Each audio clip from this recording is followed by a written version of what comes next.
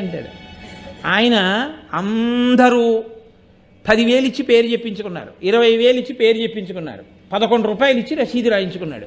ఒక ఆయన 1,25,000 ఇచ్చి నా పేరు చెప్పకండి అని ప్రాధేయపడ్డాడు. ఆయన ఈశ్వరానుగ్రహం ఉన్నవాడు. ఎందుకో తెలుసండి, ఆయన నమ్మకం ఏంటంటే నేను ఇవ్వడం ఏంటి, ఆయన ఇచ్చాడు. ఇప్పుడు వీళ్ళు నేను ఇచ్చానని చెప్తే దొంగని గాను, నీవా ఇచ్చావు నీదా అని అడిగితే ఏం చెప్పను. అందుకని వద్దండి, ఈశ్వరుడు నా చేత ఇప్పించాడు మీకు, అందుకని మళ్ళీ పేర్లు నేను ఈశ్వరుడని రాయండి అంటే అదేమిటండి అని తర్కం ఇవన్నీ ఎందుకు, అందుకని పేరు వద్దు, పేరు చెప్పకండే. అందుకే గుప్తదానము గొప్పది అని మన వాళ్ళు ఎందుకంటారో తెలుసా అండి. గుప్తదానం గొప్పది అంటే అహంకార పరిత్యాగము చేసి ఉన్నాడు అని గుర్తు. ఆయనకు అర్థమైంది స్వం అంటే ఏమిటో, స్వామి అన్న మాటకు ఆయనకు అర్థమైంది. అర్థమైన వాడు ఒక్క మాట స్వామి అని పిలిస్తే చాలు, పలుకుతాడు ఆయన.